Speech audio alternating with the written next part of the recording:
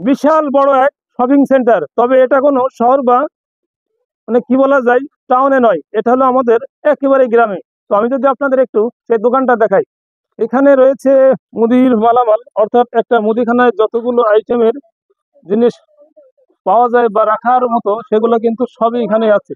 এবং তার সাইডে রয়েছে কসমেটিক্স এবং মহিলাদের জন্য অনেক দৃষ্টিনন্দনীয় কিছু জুতা রয়েছে, মানে যেগুলো বড় বড় গার্মেন্টসে গেলে আমরা পেয়ে থাকি বা পাওয়া যায়। শীতের বাচ্চাদের জন্য গরম কাপড় এবং মহিলাদের জন্য রয়েছে আকর্ষণীয় কিছু পোশাক, থ্রি পিস, শাড়ি, সোয়েটার।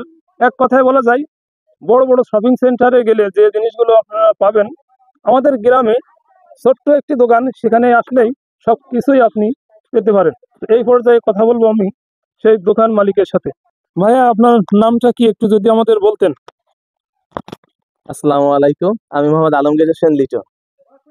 আমি মূলত আসলে আহ, এই দোকানটা আমার বাবার স্মৃতি বিজড়িত একটা দোকান। আমরা জন্মের আগে থেকে দোকানটা আছে, এই জন্য বাবার স্মৃতিকে আঁকড়ে রাখার জন্য আমি আমার এই মুদিখানা দোকান, পাশাপাশি কসমেটিক সামগ্রী, গার্মেন্টস সামগ্রী, সকল পণ্য আর কি, ইভেন তরকারি, মাছ, মাংস এটাও সরবরাহ করে থাকি, ডিম, এগুলো সবকিছু। এবং আমার পার্শ্ববর্তী আমাদের প্রাণের স্কুলের বাচ্চারাও এখান থেকে যাওয়া আসা করে।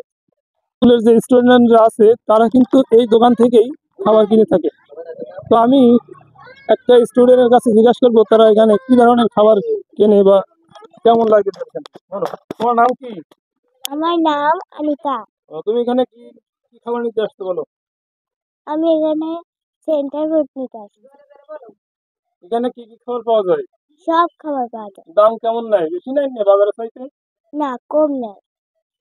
এটা ছিল একজন স্টুডেন্ট, তার মুখ থেকে অনেক সুন্দর একটি কথা। এখানে অনেকগুলো স্টুডেন্ট কিন্তু আছে, তারা সকালবেলা যাওয়ার পথে এখান থেকে খাবার নিয়ে থাকে। আপনার কাছে আমার একটা জানার ছিল, আপনার যে দোকানটা দেখলাম অনেক বড় দোকান, তো এটা আপনি টাউনে কিংবা বড় একটা বাজারে দিতে পারতেন, সেটা না দিয়ে কেন এই গ্রামে দিলেন? এই বিষয়ে যদি একটু কিছু বলতেন। ধন্যবাদ।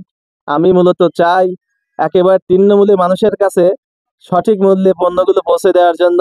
এই কারণে আমি আমার নারীর টানে আমার এলাকার সকল মানুষের কাছে বাজার দরে সকল পণ্য পৌঁছানোর জন্য, এটা আমার উদ্দেশ্য।